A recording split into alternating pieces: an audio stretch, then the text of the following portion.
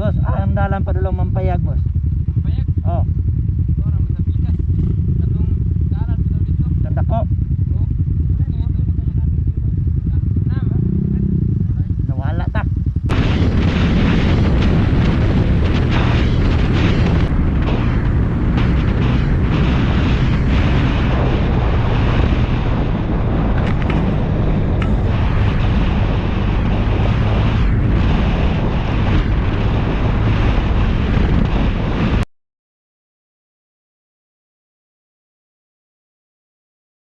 Good mga travel, so ito yung ating unang full tank dito mga travel at nagpa-full tank tayo na sa 180 mga travel at linisin muna natin ang lens para maging maayos yung kuha ng ating kamera.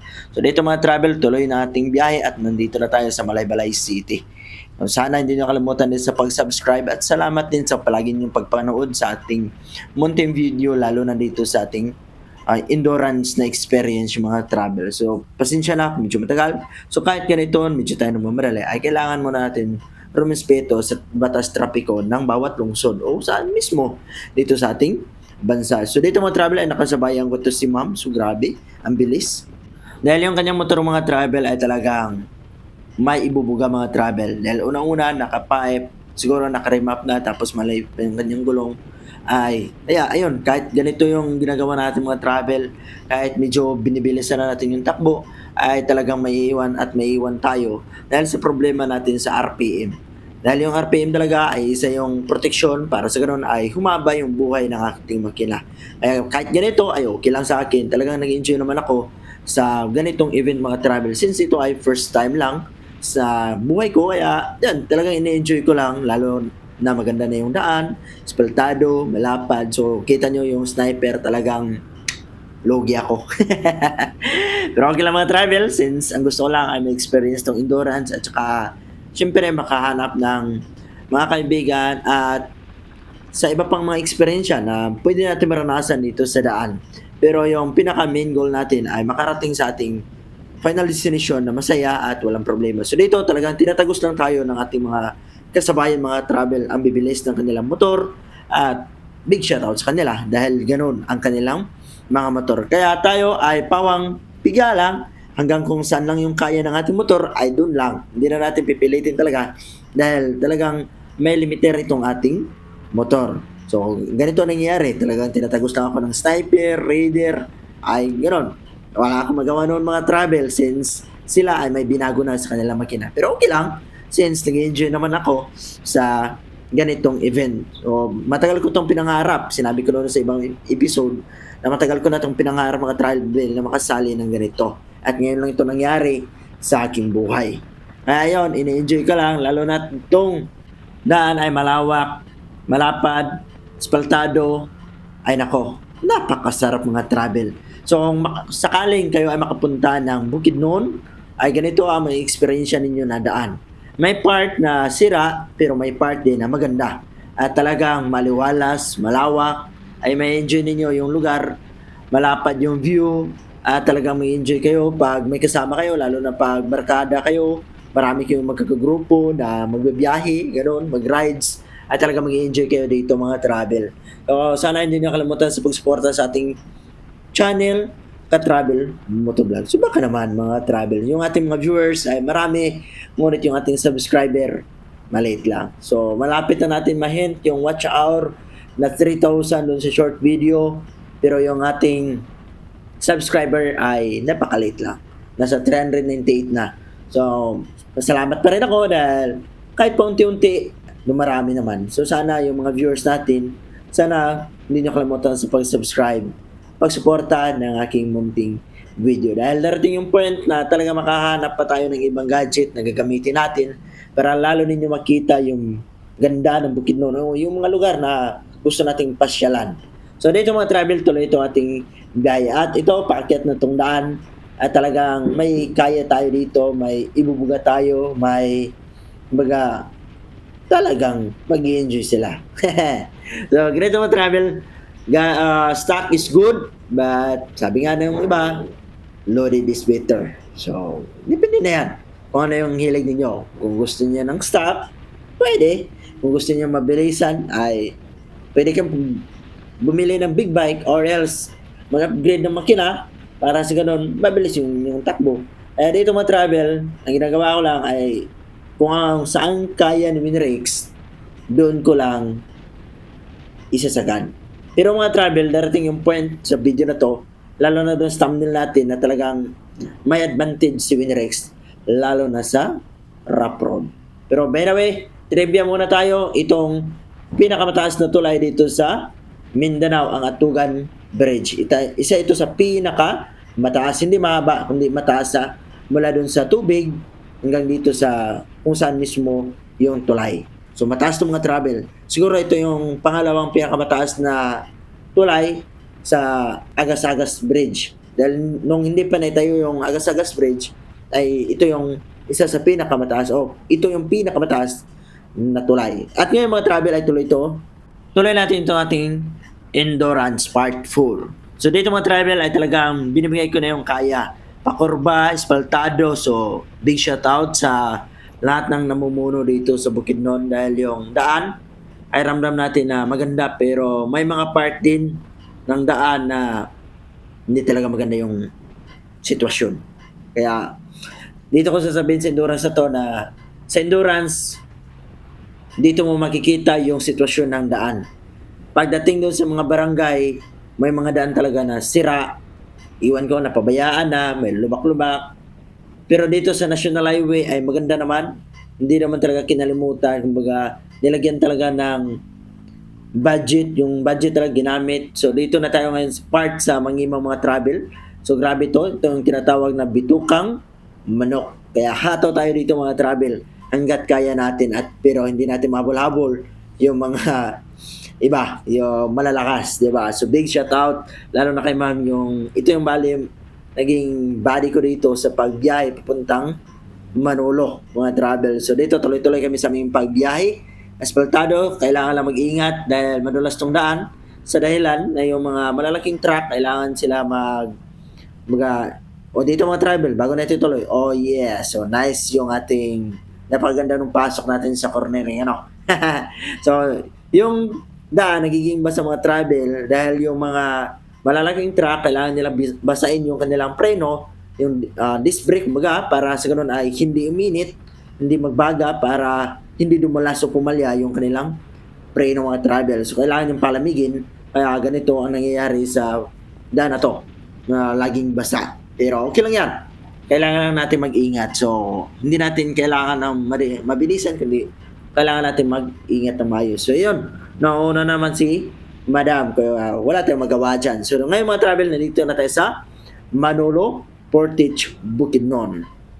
Buti na mga travel, papasok ng Libuna ay dito tayo sa kaliwa at may Emperor doon, may Jollibee. So kung sakaling pupunta kayo ng Camp Phillips o sa Delayan, doon lang kayo dadaan mga travel. So kung galing kayo ng Valencia City, pakaliwa kayo. Pag galing kayo ng CDO, pakanan naman. So big shout out sa mga kumaykaway dyan na mga nanonood. So, salamat sa inyo. So, God bless sa inyong lahat. So, dito mga travel ay nakita ko tong dalawa na bumalik. So, akala ko ito na yung daan na kanilang dinadaanan ay totoo na. Kaya sumunod ako mga travel at hindi ko akalain na nasa ibang dako na pala kami ng ruta. At wala na kami sa totoong daan. Kaya dito mga travel, akala ko, okay na talaga. So, tuloy-tuloy yung biyahe ko. Talagang hinabol ko yung dalawa para sa ganun ay may kasama talaga ako. Kaya hindi ko na lang nakala na naliligaw na pala kami. Pero dito mga travel, ramdam ko na tila hindi to tama. Tila may iba.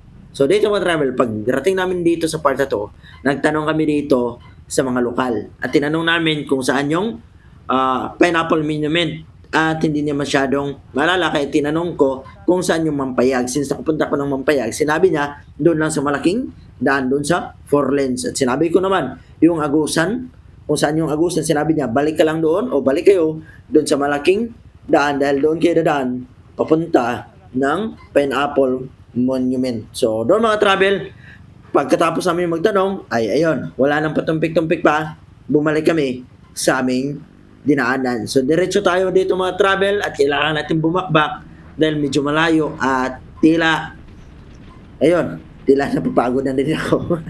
So, ayan, dito mga travel, tuloy-tuloy na yung takbo ko. Talagang inahataw ko na yung motor dahil sa problema din na yung tangke natin ay yung panel gauge, dalawa na lang yung bar. So, talagang nagmamadali ako mga travel na makahanap ng gasoline station. So, pasensya sa side mirror ko, iwan ko ba kung ano nangyari. Hindi ko na ayos, hindi ko na i-preparar.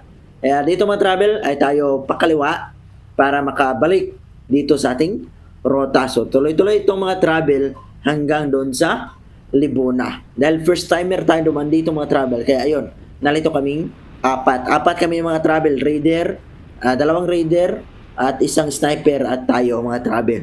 So bali, nadamay lang tayo.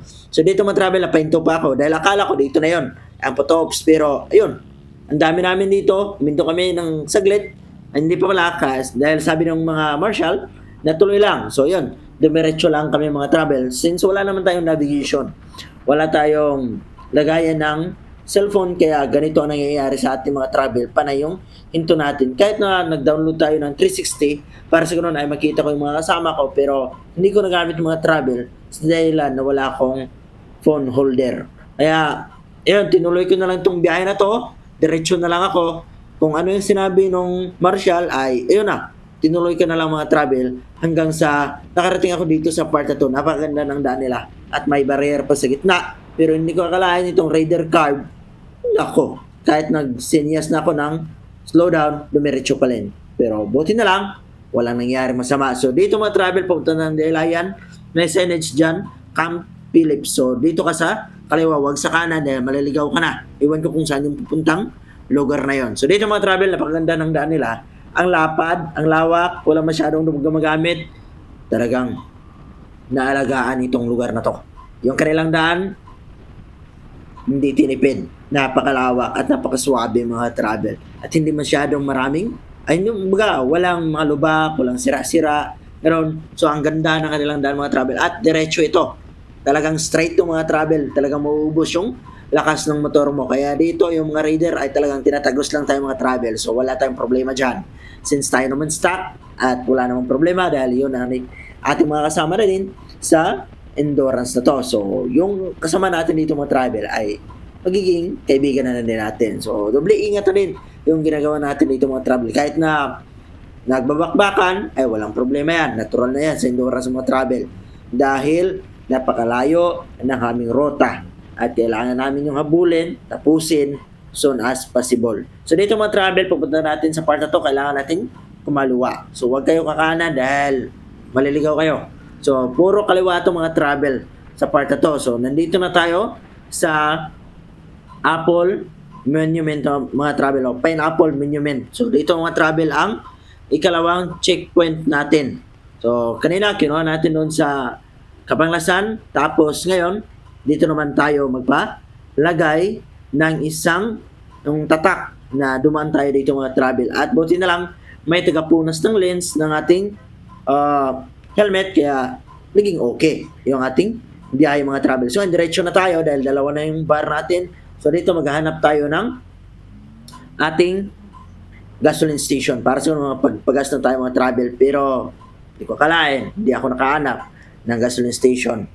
So, dito mga travel, ito yung agusan ng mga travel. So, ito, paakyat ito at doon kayo mapupunta sa kanilang malaking playground. At dito mga travel, bababa na to. At grabe yung mga kurba dito, kailangan nyo mag-ingat kung kayo ay dadaan dito mga travel. Dahil yung mga kurba ay grabe. Nagkikitid. At kailangan yung dobling ingat dahil 2 lanes lang to dito mga travel. Kaya sa pagpunta nyo dito, enjoy nyo lang yung daan, huwag masyadong madali.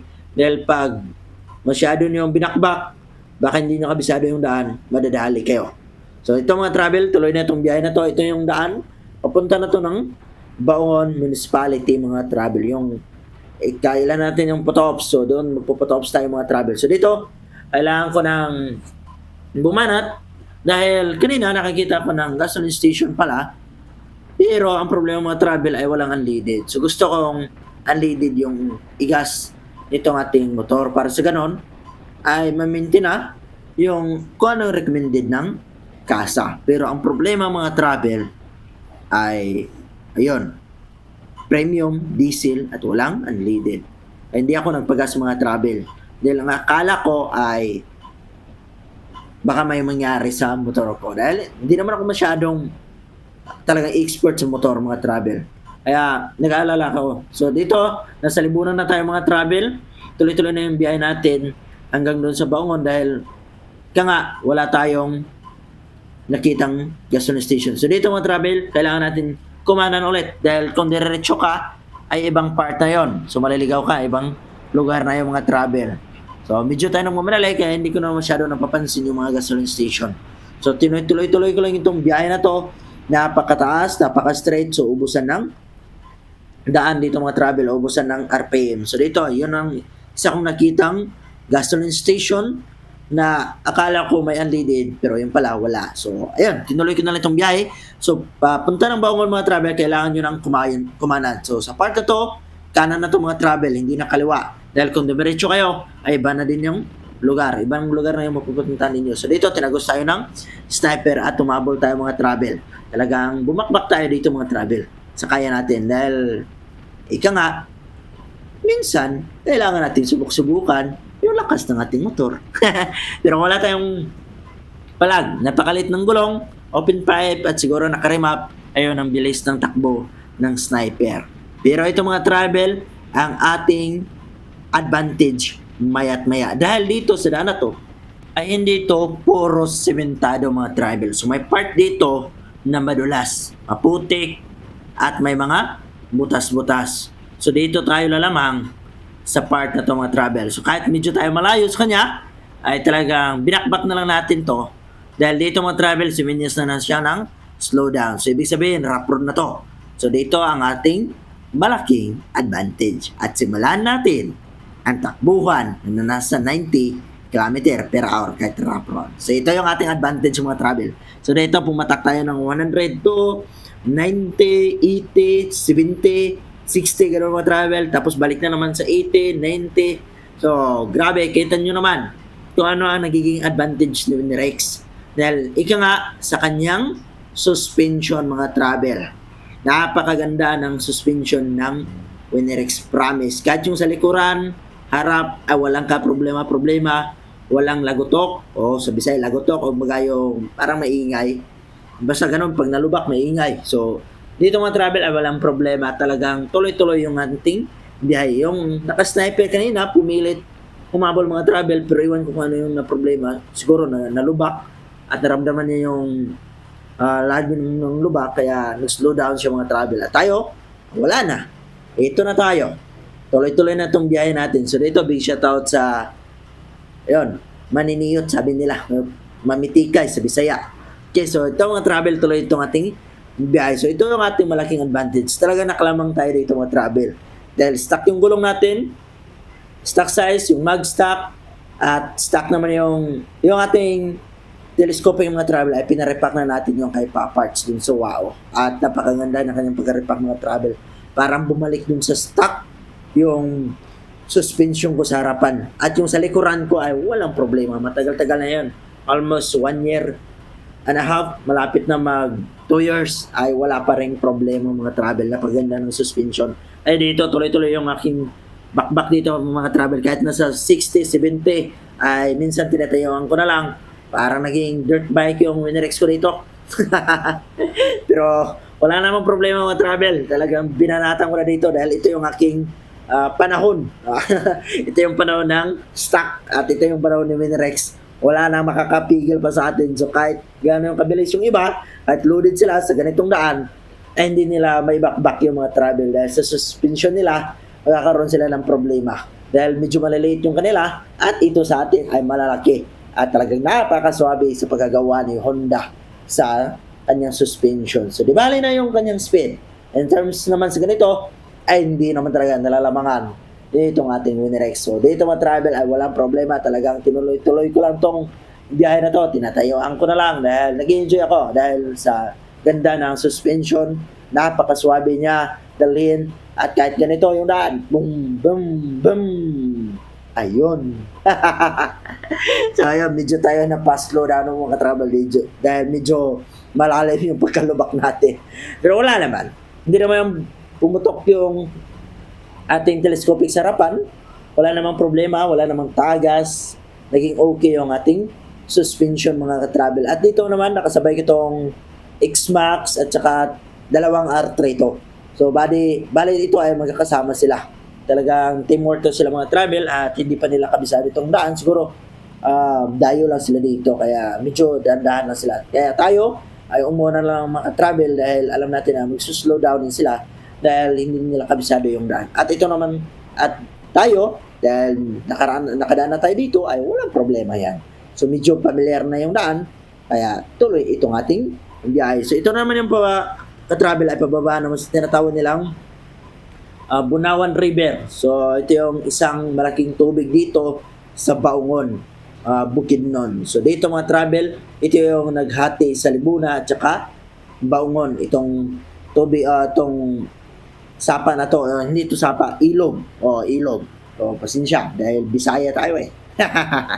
So ito mga travel, tuloy na itong ating biyahe papunta ng Baungon dahil target natin doon na tayo magpagas at medyo ko na yung tinitipid yung gas mga travel, hindi ko na masyadong binabakbak si Winrex dahil medyo nagbiblink na yung ating 1 bar. Pero itong ating 1 bar mga travel ay umabot pa ito ng 8 kilometers to 12 kilometers. Itong 8 bars na to. 8 bars. Itong nagbiblink na bar. 8 kilometers to 12 kilometers depende sa pag-throttle mo. Kung medyo lang dandahan, ay talagang aabot yan ng 12. Pero pag medyo bilis-bilisan mo, nasa mga 8 lang yung mga travel. Talagang maubos yan agad. So dito, wala yung problema ma-travel kahit medyo malayo. Pero ika nga, yun ang magiging malaking disadvantage dahil tayo mismo ay nakakaramdam ng kaba pag oras na dumating na yung pagbiblink ng last bar. So medyo kakabahan na tayo dyan mga travel. Lalo na itong part na to ay paakyat pa. So baka maubusan tayo, madadali tayo dito. Walang buti-buti dito. Wala tayong reserve na gasolina o gas. O medyo mabibitin tayo. Dito mga travel ay paakyat na to at pakurba pa.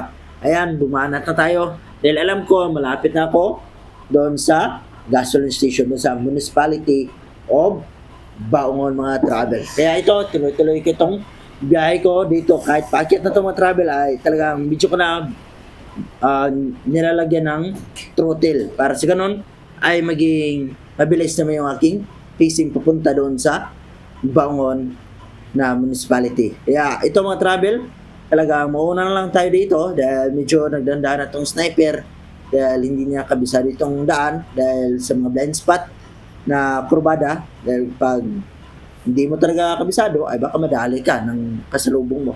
Kaya dito mga travel, ang ginawa ko na lang ay medyo na ako bumanat dahil alam kong malapit na ako sa malapit. Kaya sana hindi nakalimutan sa pag-subscribe sa ating video, sa ating channel. So, dito lang muna tayo mga travel at tinuloy ko itong daan na to. Ito ay pakana naman, pupunta ng Baungon. Pakaliwa ay iba na yung mga travel. Hindi ko na yun alam kung saan yung pupuntang daan na yun. So, dito, nakarating na ako dito sa municipality of Baungon. Kailangan ko na lang magpa-photo ops dito mga travel. Ebidensya na nakarating na ako dito. Duman ako dito sa tamang ruta at hindi ako sumorkat mga travel. At pagkatapos ko dito mga travel ng photo ops, ay dumiretso na ako dito sa gasoline station. So, yun lang muna mga travel ang ating part 4. So, abangan nyo yung part 5 mula Baungon papunta ng Talakag. Dahil yung last natin mga travel ay part 6. Mula Talakag papunta ng Kalilangan. Bye-bye!